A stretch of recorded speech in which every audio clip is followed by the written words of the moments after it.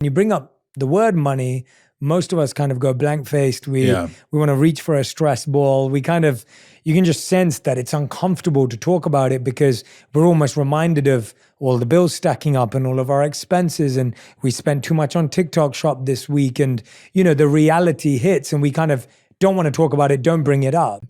Like, how do we rewire our relationship with money? Because most of us have a stressful relationship with money. Have more financial literacy. I think we should have a class called Adulting in your senior year of high school that says, my kid can do derivatives, but I just figured out he doesn't understand the interest rate on his credit card. So young people need a certain level of financial literacy. Also, I encourage them to talk about money with their friends. You got to think about it. You got to talk about it. So I encourage people to talk to their friends. I heard there's something called 1031 exchange where I can roll into my next property tax-free. Talk about money. Get really good at it. Roger Federer, do you think he never talks about tennis?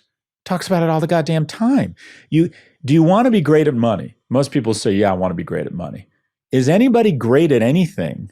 If I wanted to be an amazing evolutionary anthropologist, would I never talk about it? Would I never bring it up in conversation? Would I never want to talk to other people about evolutionary anthropology? If you want to be good at money, put down the facade and start talking to people about their investments, how much money they make, what they do with their money, how they save money, what they do to try and limit their spending, gamify saving money. And one summer, we all lived in the same apartment building and we gamified saving money.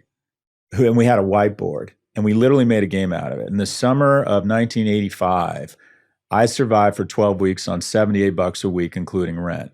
Because if I didn't save $3,000 by the fall, I wasn't going back for my senior year in college because I didn't have wealthy parents.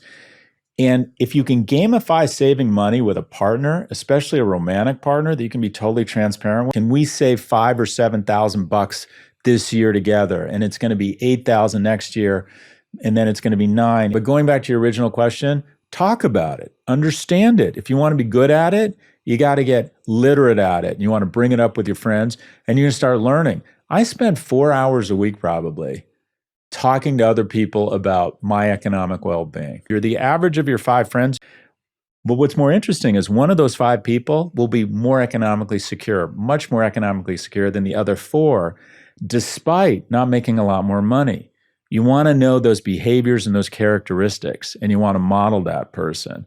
But this is something we all need to be more open about. I've been broke twice in my 40s. So I think being a little bit more vulnerable, being open about it, and getting tips and, kind of rules of the road from other people. Talk about it.